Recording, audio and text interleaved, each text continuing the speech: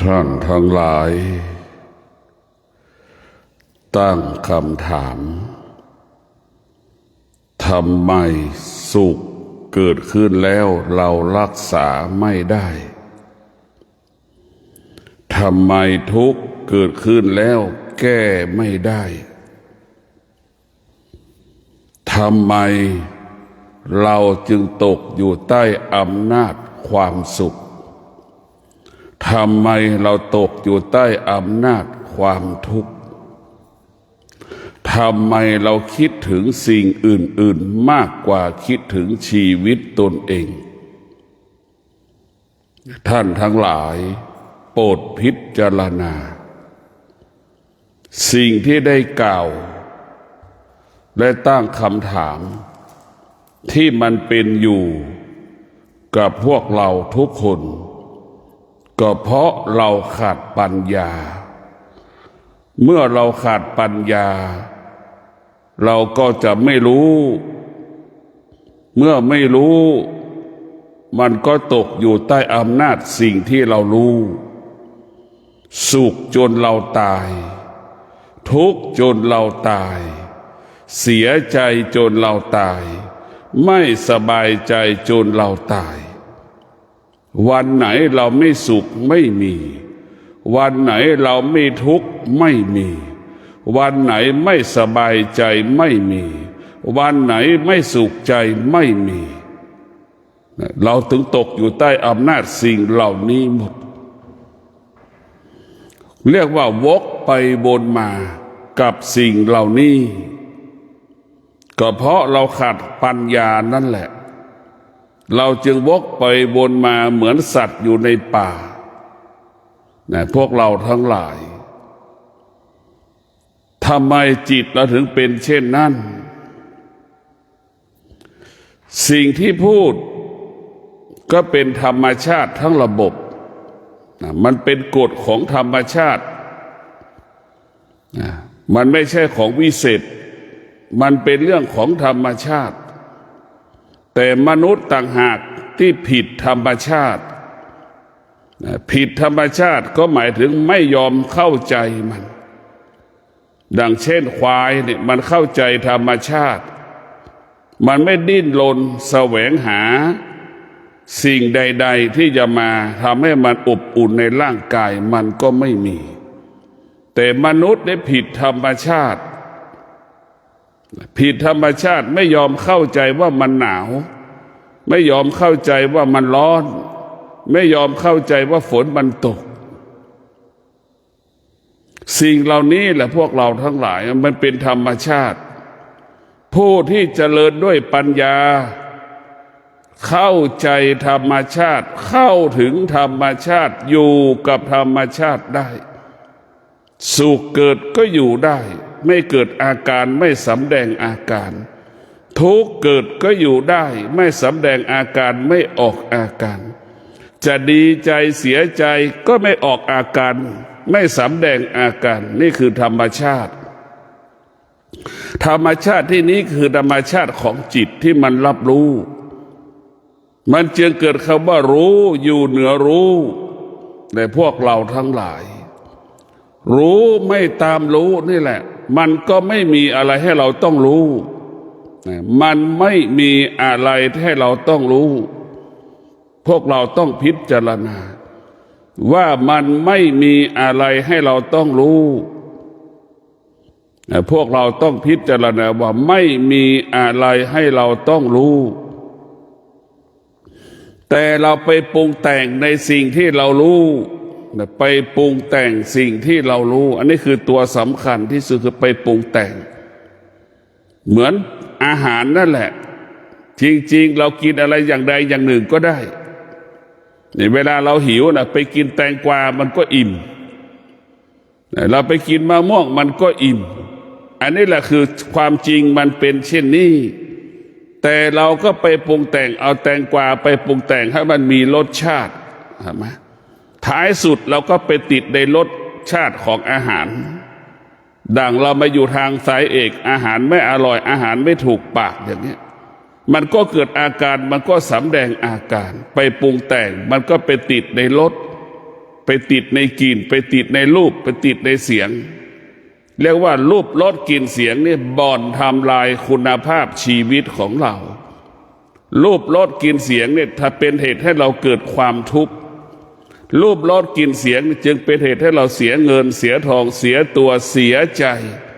ก็เพราะเราไปติดสิ่งเหล่านี้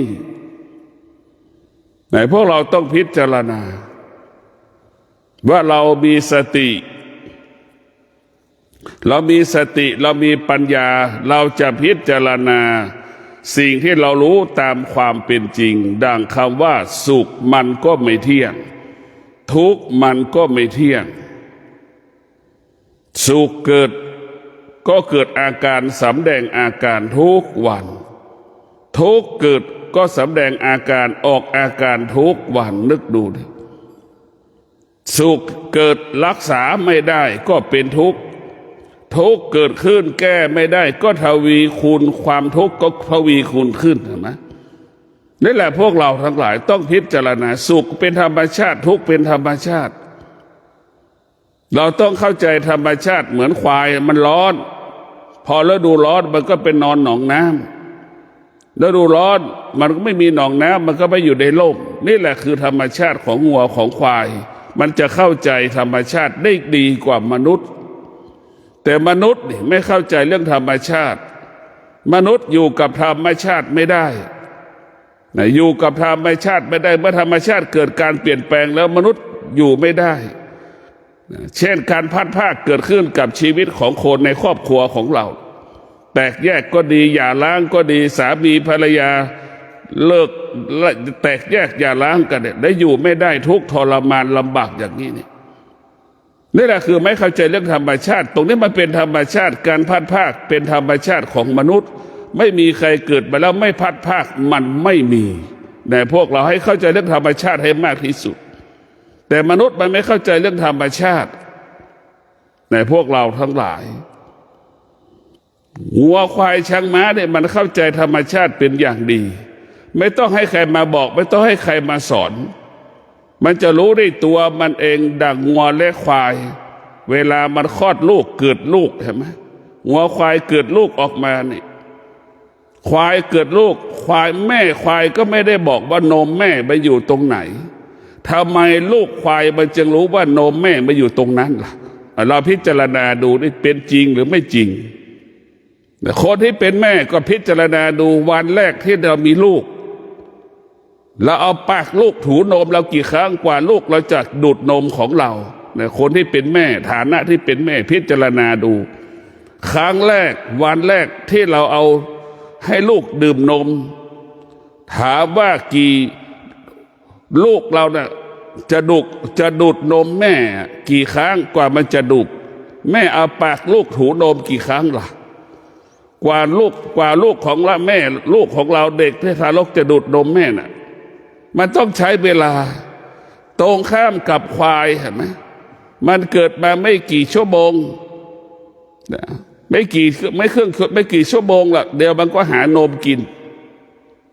แม่ก็ไม่ได้บอกว่าให้มันดูดนมแม่เพราะแม่มันก็พูดไม่ได้ลูกมันก็รู้ได้ยังไงว่านมแม่มันอยู่ตรงไหนหานมแม่เจอได้อย่างไรนี่เราพิจารณาดูนี่คือธรรมชาติแล้วธรรมชาติของคนเกิดมานี่แม่ต้องเอาปากลูกไปถูนมแล้วถูนมอีกกว่าลูกจะดูดนมมันต่างกันอย่างไรระหว่างลูกคนกับลูกควายที่มันดื่มนมวันแรกพวกเราต้องพิจารณาดูเราต้องพิจารณาดูแม่ควายเลี้ยงลูกใช่ไหมกับแม่คนเลี้ยงลูกแตกต่างกันอย่างไรการเลี้ยงลูกล้วนเป็นธรรมชาติทั้งสิ้นแม่ควายเลี้ยงลูกก็เป็นธรรมชาติแต่พวกเราทั้งหลายแม่ควายนั้นรู้จักตนเองลูกควายก็รู้จักตนเองในธรรมชาติของแม่ควายลูกควายนะลูกควายมันก็รู้ว่ามันจะต้องอยู่กับแม่ไม่เกิน2 ปีพอถึง2 ปีแล้วลูกควายมันก็พากจากแม่มันไป แม่มันก็รู้ว่าลูกจะต้องออกจากชีวิตแม่มันไปจะออกจากแม่มันไปมันก็จะเลี้ยงลูกไม่เกิน2 ปีแม่ควายลูกควายไม่สร้างภาระให้กันและกันแต่ทำไมลูกโคดได้สร้างภาระให้พ่อให้แม่ไม่มีวันจบสิ้นเรานึกดูนี่ทำไมลูกของโคนสร้างภาระสร้างปัญหาตั้งแต่เกิดจนอายุจบมหาวิทยาลัยแต่ยังขอเงินแม่ใช้อายุ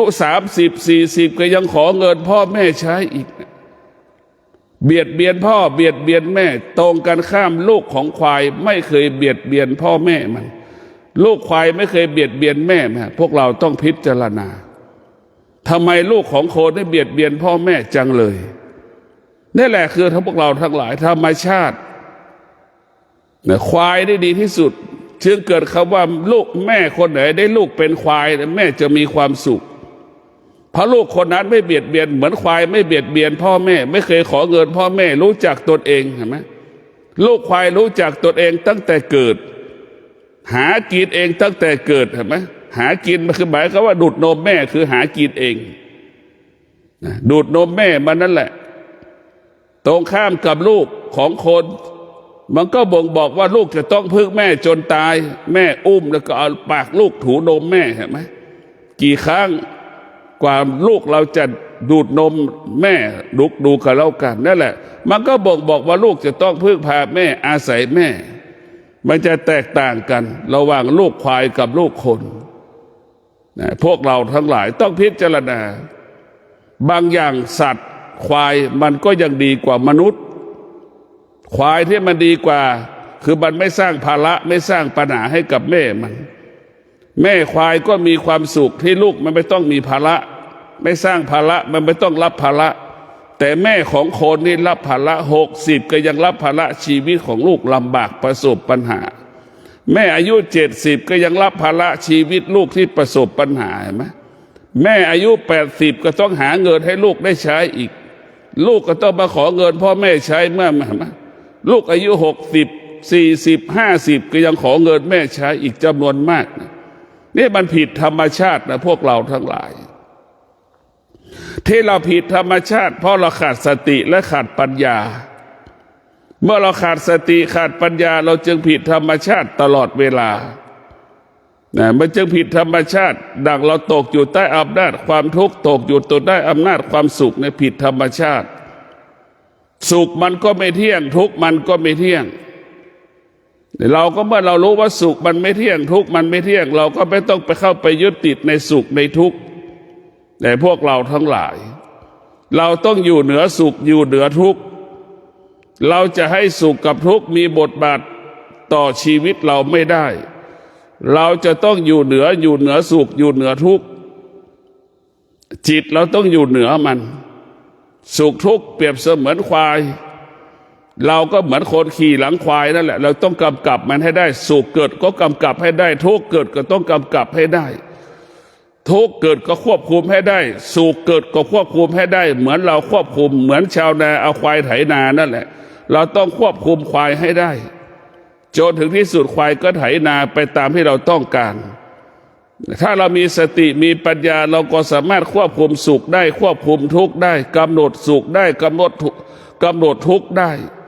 จนถึงที่สุดสุขทุกข์ไม่มีค่าที่สุดสุขทุกข์ไม่มีความหมายใดๆทั้งสิ้นนะพวกเราทั้งหลายที่สุดสุขทุกข์ไม่มีค่าสุขทุกข์ไม่มีความหมายใดๆฝากให้เราได้พิจารณาว่าชีวิตของเรานั้นตกอยู่ใต้อำนาจของธรรมชาติเพราะเราไม่เปลี่ยนแปลงเพราะเราไม่พัฒนาเราจึงตกอยู่ใต้อำนาจของธรรมชาติตลอดเวลาพวกเราทั้งหลายธรรมชาติเป็นผู้เบียดเบียนชีวิตเราหมดทุกอย่างธรรมชาติมันได้สร้างสรรค์ชีวิตเราเลยเห็นไหมเรานึกดูกันแล้วกันมีธรรมชาติตัวไหนบ้างที่สร้างสรรค์ชีวิตเราไม่มีเนี่ยพระพุทธเจ้าเกิดเห็นไหมเกิดก็เป็นทุกข์เป็นธรรมชาติแก่ก็เป็นทุกข์เป็นธรรมชาติเห็นไหมมันเบียดเบียนเราหมดเกิดก็เป็นทุกข์แก่ก็เป็นทุกข์เจ็บก็เป็นทุกข์ตายก็เป็นทุกข์เป็นมันสิ่งเหล่านี้เป็นธรรมชาติ แต่มันกลับเรามาปิดเบียนเรากลัวแก่กลัวเจ็บกลัวตายเพราะเราไม่เข้าใจเรื่องธรรมชาตินี่แหละเพราะเราขาดปัญญาถึงไม่เข้าใจธรรมชาติแล้วมีปัญญาเราจะเข้าใจธรรมชาติเข้าถึงธรรมชาติธรรมชาติจะเกิดขึ้นเราก็อยู่เหนือมันรู้มันเท่าทันมันเหมือนเราเป็นจ็อกกี้กำกับม้านั่นแหละธรรมชาติก็เปรียบเสมือนม้าความแก่ความเจ็บความตายเปรียบเสมือนม้าสติปัญญาเราเหมือนคนขี่หลังม้าน่ะกำกับม้าควบคุมม้านั่นแหละเราต้องอยู่กับความแก่ความเจ็บความตายเราต้องพร้อมต้อนรับความแก่ความเจ็บความตายให้ได้ความแก่ความเจ็บความตายเป็นธรรมชาติของมนุษย์ทุกคนที่เกิดมาไม่แก่ไม่เจ็บไม่ตายไม่มีร้องไม่มีใครร้องไห้ไม่เกิดมาแล้วไม่ร้องไห้ไม่เสียใจไม่มีมันเป็นธรรมชาติแต่เราต้องมีสติรู้เท่าทันธรรมชาติเพราะธรรมชาติเป็นสิ่งที่น่ากลัวที่สุดแต่มนุษย์ทั้งหลายกลับหลงไหลธรรมชาติกลับไปติดในธรรมชาติเช่นไปติดในรูปรสกลิ่นเสียงเนี่ยเราไปติดมันไปหลงมันสิ่งเหล่านี้จึงทำให้เราเป็นทุกวันเพราะเราไปติดในรูปรสกลิ่นเสียงเห็นไหมเรากินข้าวไปลิ้นไปสัมผัสกับอาหารก็ไม่พอใจเป็นทุกข์ใจอีกขณะที่กินข้าวคนคุยกันเสียงดังหูได้ยินเสียงก็เกิดอาการไม่พอใจเห็นไหมแล้วเราจะอยู่ได้ยังไงแล้วนะมาชีวิตเราตกอยู่ใต้อำนาจรูปรสกลิ่นเสียงเห็นไหมเราจะเห็นได้ว่าชีวิตเราตกอยู่ใต้อำนาจรูปรสกลิ่นเสียงตาไปเห็นรูปอีกคนหนึ่งตักอาหารเอาแต่เนื้อไม่เอาผักอย่างเงี้ยเราก็เกิดอาการไม่พอใจอีกเห็นไหมเนี่ยเราไปติดในรูปอีกเพราะนั้นการปฏิบัติธรรมการประพฤติธรรมให้เราปฏิรูปให้เราละรูปรสกลิ่นเสียงไม่ให้เราไปยึดติดรูปรสกลิ่นเสียงสิ่งเหล่านี้นะมันเป็นชั่วร้ายสำหรับผู้ที่ปฏิบัติธรรมผู้ที่ปฏิบัติธรรมมีความจำเป็นอย่างยิ่งจะต้องถอนรูปรสกลิ่นเสียงออกไปจากกายจากจิตเราจะต้องดับระงับรูปรสกลิ่นเสียงไม่ให้เกิดขึ้นในกายในจิตเราจะไม่ให้ขึ้นในกายในจิตเวลากินข้าวให้มีเราก็มีสติปัญญารู้กินให้อิ่มคำว่าอร่อยจะไม่ให้เกิดกินให้อิ่มแค่นี้แหละคือเราต้องมีสติรู้แบบนี้เราจะต้องมีสติให้รู้เฉยๆมีสติมีปัญญารู้ในรูปรู้ในเสียงรู้ในกลิ่นรู้ในรสรูปรสกลิ่นเสียงเราต้องรู้มันเฉยๆเราจะไม่เข้าไปยึดติดในรูปรสกลิ่นเสียงมันเป็นธรรมชาติทั้งระบบแต่เราต้องถอนธรรมชาติออกจากกายจากจิตเรามาปฏิบัติธรรมเนี่ยเรามากำจัดธรรมชาติความทุกข์เป็นธรรมชาติเห็นไหมความทุกข์เกิดจากเราเข้าไปยึดติดสิ่งที่เราพอใจพอสิ่งที่เราพอใจไม่มันจากเราไปก็เป็นทุกข์สิ่งที่พอใจไม่ตอบสนองเราก็เป็นทุกข์เห็นไหมนี่แหละคือมันเป็นธรรมชาติของมันความทุกข์ที่เกิดขึ้นเราแก้ไม่ได้ก็เป็นทุกข์อีกเพราะเราเข้าไปยึดติดในตัวทุกข์พวกเราทั้งหลายทุกข์เพราะไม่รู้ถ้ารู้มันจะไม่ทุกข์ถ้าเห็นทุกข์มันจะไม่ทุกข์ถ้าเข้าถึงทุกข์เราจะไม่มีทุกข์เพราะเราไม่รู้ทุกข์เราเข้าไม่ถึงทุกข์เพราะเราไม่เห็นทุกข์เราจึงทุกข์ทุกวันทุกข์มันเป็นสิ่งที่ไม่เที่ยงสุขมันก็เป็นสิ่งที่ไม่เที่ยงทุกสิ่งทุกอย่างแม้กระทั่งร่างกายเราควบคุมไม่ได้มันก็เป็นสิ่งที่ไม่เที่ยงอยู่แล้วพวกเราทั้งหลายร่างกายของเราเป็นสิ่งที่ควบคุมไม่ได้ร่างกายของเราเป็นสิ่งที่ควบคุมไม่ได้มันจึงเกิดคำว่าไม่เที่ยงจึงฝากให้พวกเราได้เข้าใจสิ่งเหล่านี้ว่ามันเป็นของไม่เที่ยงเมื่อเรารู้แล้วเราจะไม่เข้าไปยึดติดเมื่อเข้าไปยึดติดเพราะฉะนั้นพ่อแม่ครูบาอาจารย์จึงชำนาญคำว่าธรรมชาติกิเลสตัณหาก็เป็นธรรมชาติเหมือนกันหมดไม่มีใครไม่มีแต่เมื่อเราปฏิบัติธรรมประพฤติธรรมแล้วเราจะแตกต่างจากคนที่มีธรรมชาติธรรมะจะหยุดยั้งธรรมชาติธรรมะจะหยุดยั้งธรรมชาติกายของเราก็เป็นธรรมชาติจิตของเราก็เป็นธรรมชาติแต่มันเกิดมันแก่มันเจ็บมันตายร่างกายของเราเป็นธรรมชาติจิตของเรามันชั่วมันดีได้คิดดีคิดชั่วได้กายเราก็ทำดีทำชั่วได้เห็นไหม กายเป็นพระอรหันต์ได้กายเราเป็นพระพุทธเจ้าได้จิตของเราก็เป็นพุทธเจ้าได้จิตของเราก็เป็นพระอรหันต์ได้จิตเราเป็นจิตชั่วได้จิตดีได้กายกับจิตมันก็เป็นธรรมชาติของมันเมื่อเรามีธรรมะได้เลยจะมาเปลี่ยนแปลงกายธรรมะได้จะมาเปลี่ยนแปลงจิตเมื่อกายกับจิตมันรู้กันเข้าใจกันแล้วกายกับจิตก็อยู่ร่วมกันได้ดั่งควานช้างนะควานช้างก็คือจิตช้างก็คือกายของเรานี่แหละเมื่อกายกับจิตมันคุ้นเคยกันมันก็มีความสามัคคีกันกายกับจิตมันเป็นเอกภาพกายกับจิตก็มีพลังและมีอนุภาพเข้าใจกันดั่งควานช้างขึ้นคอช้างช้างมันรู้ว่าจะต้องทำงานแล้วในพวกเราทั้งหลายควานช้างขึ้นคอช้างช้างมันรู้ช้างจะไม่เกิดอาการช้างจะไม่สำแดงอาการแต่ร่างกายของเราจิตของเราเนี่ยมันสำแดงอาการเพราะเราไม่ได้ฝึกกายไม่ได้เคยฝึกจิตมันจึงเกิดอาการมันสำแดงอาการหากเรามีสติเมื่อเรามีสติมีวิริยะมีภาคเพียรแล้วกายกับจิตมันจะต้องเป็นกายผู้รู้จิตของผู้รู้เหมือนช้างแสนรู้นั่นแหละพวกเราทั้งหลายเหมือนช้างแสนรู้ขึ้นคอควานช้างขึ้นคอช้างช้างมันก็รู้ช้างมันไม่สำแดงอาการใดๆทั้งสิ้นช้างมันมีความพร้อมที่จะทำงานเมื่อจิตเราเป็นผู้รู้จิตเราก็มีความพร้อมที่จะต้อนรับพระธรรมจิตเราก็มีความพร้อมที่จะปฏิเสธธรรมชาติใช่ไหมเมื่อจิตเราเป็นผู้รู้ต้อนรับพระธรรม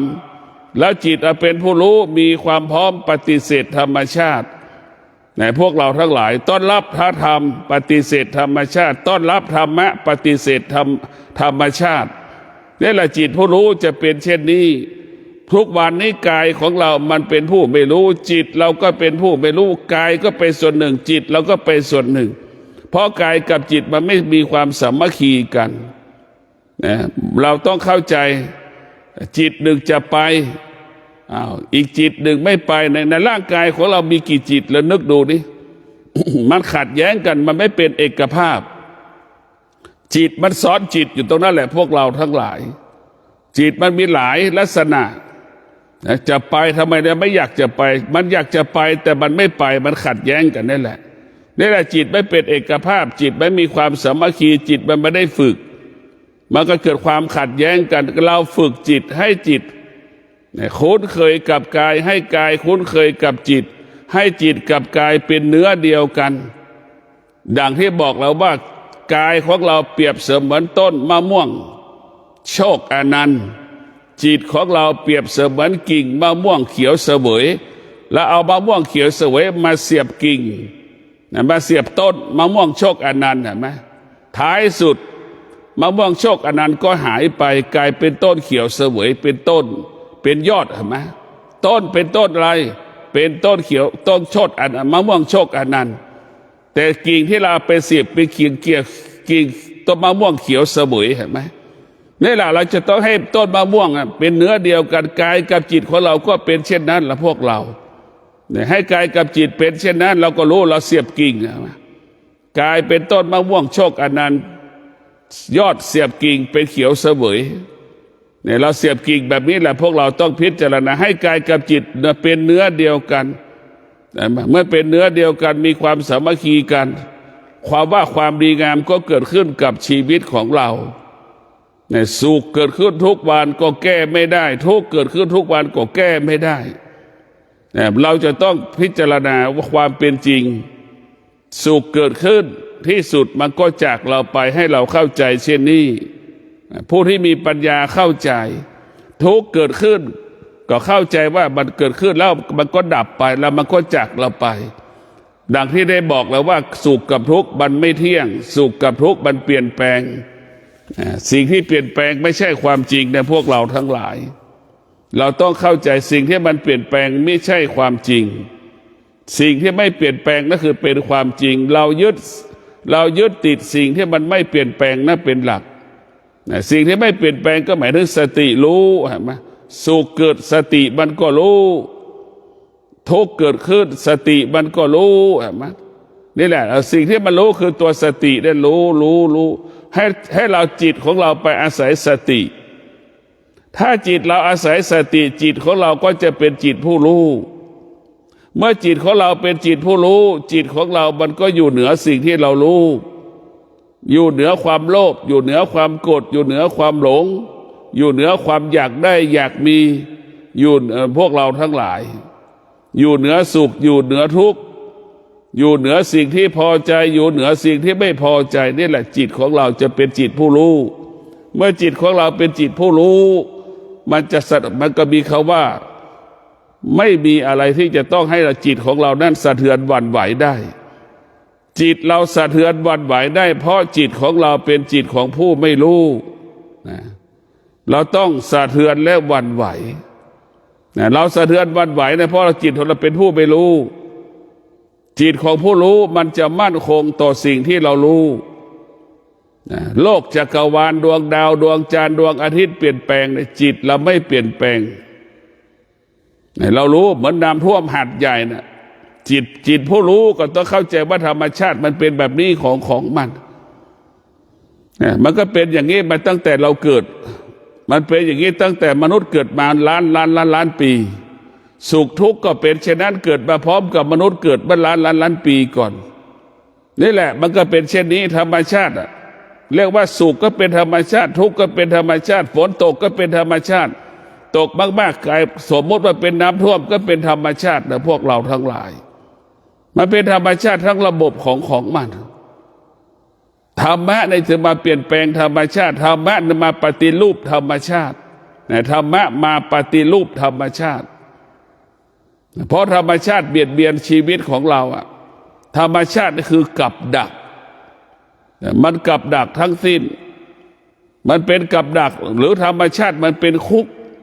ที่ขังชีวิตคนทั้งโลกไว้ในธรรมชาตินี่หมดพระพุทธเจ้าถึงพยายามจะออกจากธรรมชาติออกจากอะไรออกจากความโลภความโกรธความหลงพระพุทธเจ้าถึงออกจากธรรมชาติออกจากกิเลสออกจากตัณหาออกจากราคะออกจากสารพัดความรู้สึกที่เรารู้สึกที่มันเกิดเนื่องสืบเนื่องด้วยธรรมชาติพระพุทธเจ้าเป็นผู้ปฏิรูปเพราะเราจะเห็นว่าพระพุทธเจ้านั้นอุดมสมบูรณ์ไปด้วยทรัพย์สมบัติปัจจัยสี่สมัยตอนดำรงตนเป็นเจ้าชายสิทธัตถะก็เห็นอาการการครองเรือนมันเป็นทุกข์ตกอยู่ใต้อำนาจกิเลสตัณหาราคะมันก็เกิดความเบื่อหน่ายในพวกเราทั้งหลายพระพุทธเจ้าจึงเอาธรรมะมาเป็นผู้ชำระกายและจิตพระพุทธเจ้าจึงเอาธรรมะเป็นอาหารกายอาหารจิตพระพุทธเจ้าจึงเอาธรรมะมาเป็นเสื้อผ้าอาภรณ์ของกายของจิตธรรมะกายเครื่องประดับของนักพจน์นักบวชในพวกเราทั้งหลายต้องมีสติพิจารณาธรรมะของพระพุทธเจ้าเป็นเรื่องความจริงล้วนๆมันไม่มีเรื่องอื่นธรรมะจะบอกให้เราอยู่เหนือธรรมชาติทั้งระบบถ้าตราบใดเราไม่มีธรรมะเราจะอยู่ใต้อำนาจของธรรมชาติถ้าเรามีธรรมะเราจะอยู่เหนือธรรมชาติคำว่าธรรมชาติก็คือการเป็นมนุษย์ของเรานั่นแหละเราจะต้องให้การเป็นมนุษย์ของเราให้เหลือน้อยที่สุดอย่างที่ได้กล่าวแล้วว่าเสื้อผ้าเรามีสัก50 ตัวอย่างนี้เราจะต้องละเสื้อผ้าแบ่งปันเสื้อผ้าไปให้บุคคลอื่นๆให้มันเหลือน้อยที่สุดเช่น7 วันก็7 ชุดอย่างนี้ให้มันเหลือน้อยที่สุดเคยกินข้าว3 มื้อเราจะกินข้าว2 มื้อเราเคยกินทั้งวันแล้วก็งดกินเป็นเวลาไม่ถึงเวลาเที่ยงเราจะไม่กินไม่ถึงเวลาเย็นเราจะไม่กินของอื่นๆเนี่ยให้เรามีหลักธรรมะก็คือให้เรามีสัจจะปฏิรูปตนเองกินข้าว3 มื้อเหมือนกันระหว่างกินข้าวระหว่างเรากินข้าว3 มื้อเราจะไม่กินสิ่งอื่นๆเนี่ยง่ายๆที่สุดเราจะไม่กินขนมเราจะไม่กินผลไม้ระหว่างเช้าตั้งแต่8 โมงถึงเที่ยงเราจะไม่กินขนมจะไม่กินผลไม้ใดๆ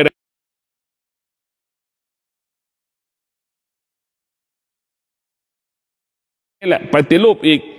ตั้งแต่เที่ยงไปจนหลังที่กินข้าวเที่ยงจนกว่าจะกินข้าวเย็นระหว่างนี้เราจะไม่กินผลไม้จะไม่กินขนมนี่แหละคือการปฏิรูปตัวเองนะพวกเรานี่แหละคือการถอดถอนธรรมชาติอันนี้คือเป็นสิ่งที่ง่ายแต่ตอนแรกว่าเปลี่ยนแปลงพฤติกรรมการเป็นมนุษย์ก่อน ถ้าเราเปลี่ยนแปลงพฤติกรรมการเป็นมนุษย์ธรรมะมันก็ง่ายมันเกิดขึ้นง่ายเหมือนชาวนาจะปลูกข้าวมันต้องถอนวัชพืชถอนหญ้าออกให้หมด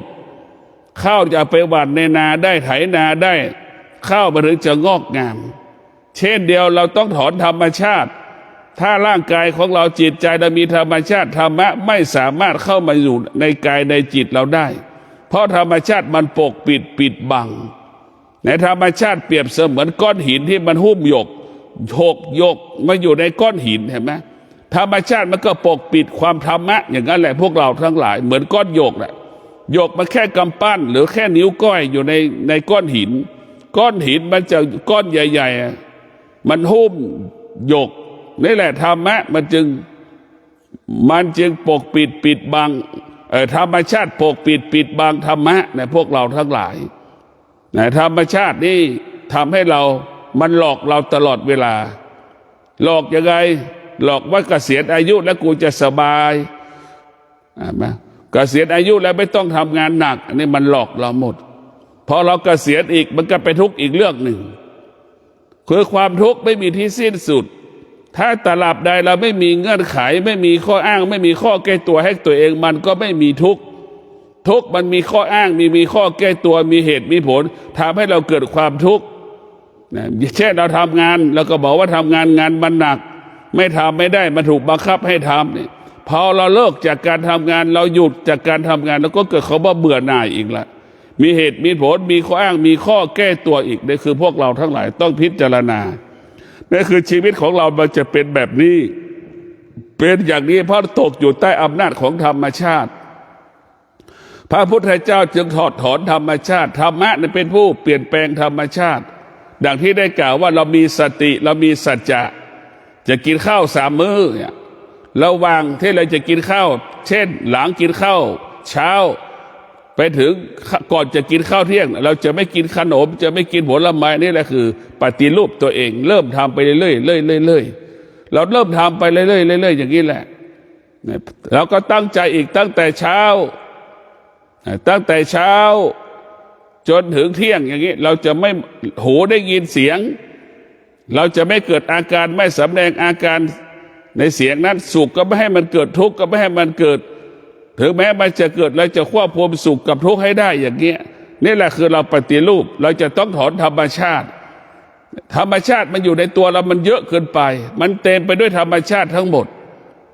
เราชีวิตเราถึงตกอยู่ใต้อำนาจธรรมชาติจึงเป็นเหตุให้เกิดความทุกข์ทั้งสิ้นอย่างแม่ทุกคนเป็นทุกข์เพราะลูกแม่คนไหนมีลูกไม่ทุกข์ไม่มีขณะเดียวกันแม่คนไหนมีลูกแล้วไม่มีความสุขก็ไม่มีมันจึงเกิดคำว่าทุกข์เกิดขึ้นที่ไหนสุขก็เกิดขึ้นที่นั่นทุกข์เกิดขึ้นที่ไหนแล้วก็แก้ทุกข์ที่นั่นแหละพวกเราทั้งหลายทุกข์เกิดขึ้นที่ไหนเราก็แก้ทุกข์ตรงที่นั่นเช่นทุกข์เกิดการเข้าไปยึดติดอย่างเงี้ยเราก็ไม่ต้องเข้าไปยึดติดไม่ต้องเข้าไปยึดติดเมื่อเราไม่เข้าไปยึดติดมันก็ไม่ทุกข์พวกเราทั้งหลายบางอย่างเราก็เป็นบ้าบ้างเหมือนคนบ้าบางอย่างแล้วทำตัวเหมือนคนบ้าฝนตกมันก็ไม่เกิดอาการเห็นไหมคนบ้าแล้วดูร้อนมันก็ไม่ออกอาการคนบ้าแล้วดูหนาวมันก็ไม่ออกอาการคนบ้ามันไม่ไปเข้าบ้านหลังไหนขอผ้าห่มมาห่มนะคนบ้าเห็นไหมคนบ้ามันไม่เคยขอข้าวใครกินเห็นไหมนั่นแหละคือคนบ้าเราต้องมีชีวิตแบบนั้นบ้างถ้าเราเป็นคนเนี่ยลำบากในพวกเราทั้งหลายเราลำบากเพราะเราเป็นคนนี่แหละเราจะเห็นทำไมคนบ้ามันไม่ทุกข์เห็นไหมแต่เราไม่ได้เป็นบ้าแต่เราทำตัวเหมือนคนบ้าเราไม่ได้เป็นคนบ้าแต่ทำตัวเหมือนคนบ้าเราจะมีความสุขเรียกว่าสงบสุขจะเกิดขึ้นสันติสุขจะเกิดขึ้นเหมือนคนบ้านะไม่เคยขอข้าวใครกินไม่เคยขอข้าวไม่ขอผ้าคนไหนห่มฤดูหนาวพอฤดูร้อนไม่เคยขอพัดลมใครมาใช้ไม่มีนะพวกเราทั้งหลายฝึกจิตเรา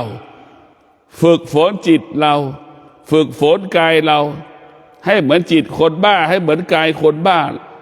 แต่เราไม่ได้เป็นบ้าให้เป็นเหมือนดั่งคนบ้ามีชีวิตดั่งคนบ้าแต่นั้นไม่ได้เป็นบ้าพวกเราทั้งหลายต้องพิจารณา คนบ้ามันไม่รู้แต่เราเป็นคนเรารู้คนบ้ามันไม่รู้แต่เราเป็นคนมันเป็นรู้รู้เราไม่ตอบสนองมันรู้ว่าร้อนมันไม่เกิน2 ชั่วโมงหรือ3 ชั่วโมงเนี่ยมันร้อนมันก็หายให้รู้แบบนี้นี่คือคน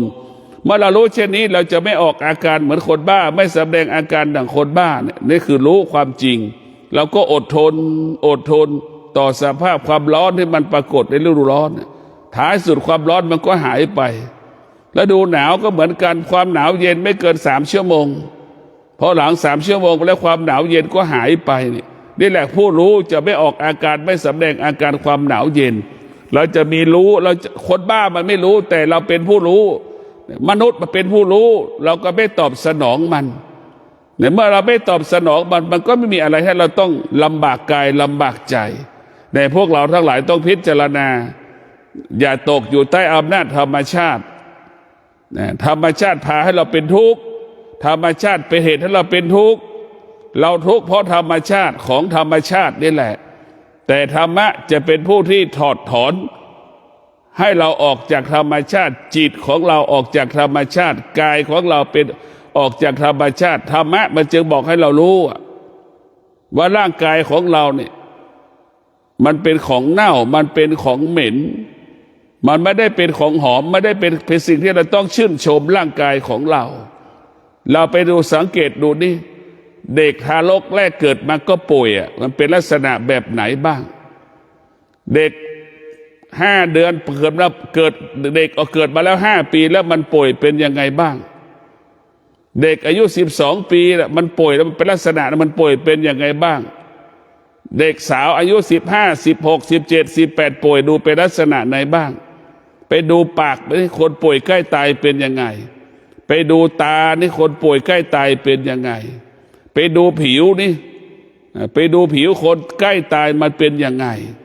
นี่เราไปพิจารณาดูมันมีสิ่งไหนที่ต้องชื่นชมมันไม่มีนี่แหละว่าให้เราดูกายของเรากายของเรามันไม่เที่ยงนะเราดูไปที่ตับไตไส้พุงเราอีกแล้วไปดูนี่แล้วเข้าไปลึกๆเนี่ยให้ดูธรรมชาติของกายอาการเหล่านี้เรียกว่าธรรมชาติแล้วเห็นธรรมชาติเรารู้เรื่องธรรมชาติเราจะไม่หลงไม่มีเราจะไม่หลงในรูปของคนอื่นเราจะไม่หลงในรูปของตนเองร่างกายของเราเป็นสิ่งเน่าเหม็นเหมือนกันหมดนะอนาคตที่ตายก็คือเป็นเรื่องคนที่ตายคืออนาคตของเราอนาคตของเราก็จะตายเหมือนคนที่เราตายนั่นแหละเหมือนเดียวกันหมดอนาคตอดีตของคนตายก็เป็นคนอย่างเรานี่แหละพูดได้ไปได้อย่างเรานี่แหละเพราะฉะนั้นพวกเราต้องเห็นว่าร่างกายนั้นเป็นธรรมชาติมันเป็นของเน่ามันเป็นของเหม็นมันไม่ใช่ของวิเศษที่เราต้องเทิดทูนมันแต่เรากลับไปเทิดทูน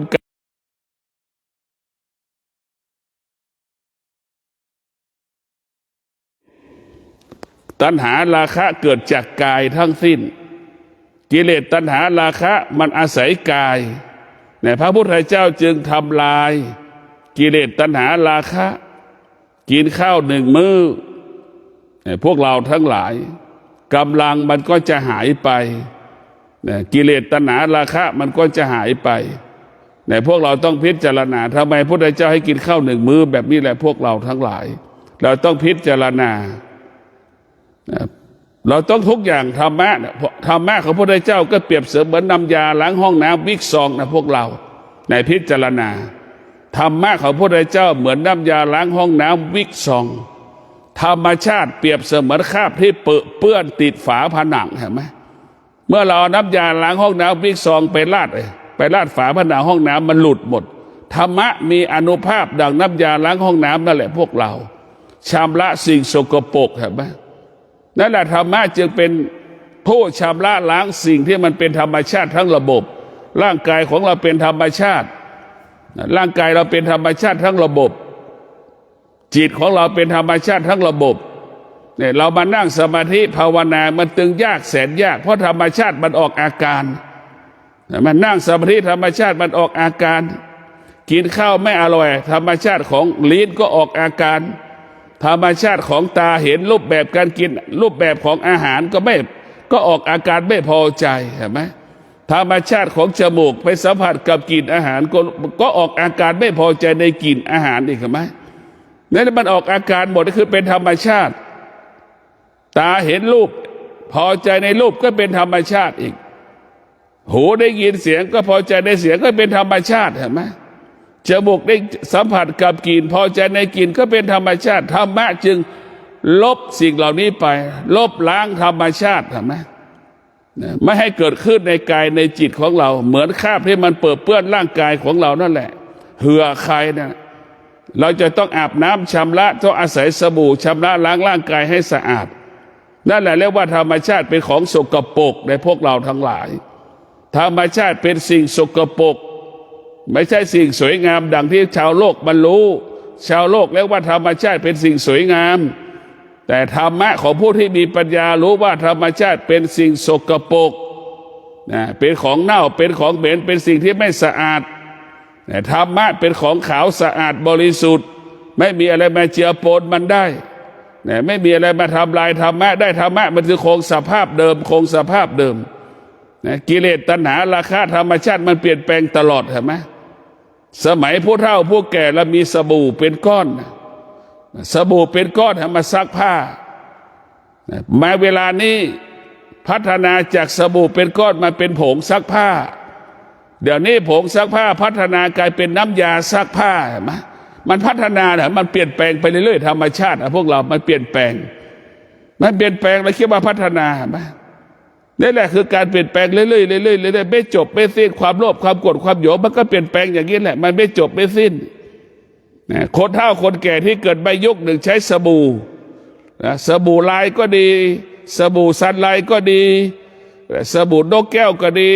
ที่เราถูซักผ้าโบราณสมัยโบราณเมื่อ50-70 ปีก่อนใช่ไหมเมื่อ50-60 ปีก่อนเนี่ยเราจะใช้สบู่มันยังไม่มีน้ำยาซักผ้าเดี๋ยวนี้สบู่เราไม่ใช้แล้วเราใช้น้ำยาซักผ้าใช่ไหมถ้ามันเปลี่ยนแปลงไม่จบไม่สิ้นแต่เหือใครมีเหมือนเดิมเหือใครมีเหมือนเดิมธรรมะก็มีเหมือนเดิมแต่ธรรมชาติมันเปลี่ยนแปลงนะพวกเราทั้งหลายเราให้เข้าใจว่าธรรมชาติมันจะเปลี่ยนแปลงตลอดเราคิดถึงธรรมชาติก็คิดถึงอารมณ์ความรู้สึกของเราที่มันเกิดขึ้นใช่ไหม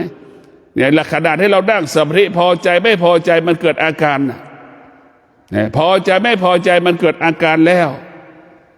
จะตื่นก็เกิดอาการสัมผัสกับความหนาวเย็นเนี่ยมันออกอาการอีกนี่คือธรรมชาติแต่ธรรมะก็คือสัจจะเราจะต้องตื่นมาสวดมนต์ตอนเช้าเราจะต้องนั่งสมาธิตอนเช้าเราจะต้องเดินจงกรมตอนเช้าอย่างเงี้ยนี่แหละคือธรรมะก็คือสัจจะสติจะบังคับให้เราธรรมะจะไม่ตามใจเราธรรมะไม่ตามใจเราธรรมชาติมันตามใจเราเห็นไหมมันจะตั้งใจธรรมะนี่คือระงับความรู้สึกธรรมชาติมันสร้างความรู้สึกเห็นไหมพวกเราทั้งหลายธรรมะมันจะทำลายความรู้สึกไม่ตอบสนองความรู้สึกแต่ธรรมชาติจะสร้างความรู้สึกสารพัดความรู้สึกไม่มีวันจบสิ้นไม่มีวันจบสิ้นอยากได้สิ่งนั้นอยากได้สิ่งนี้ไม่ความรู้สึกมันไม่จบมันไม่มีคำว่าจบเหมือนเสื้อผ้าที่เราใส่ก็ซื้อแล้วซื้ออีกไม่มีปีไหนเราไม่ซื้อเสื้อผ้ามันไม่มีเสื้อผ้าซื้อแทบทุกปีตัว2 ตัวพวกเราทั้งหลายนั่นแหละพวกเราต้องมีสติถอดถอนธรรมชาติมีสติที่จะออกจากธรรมชาติในพวกเราต้องมีสติจะออกจากธรรมชาติมีสติจะถอดถอนธรรมชาติ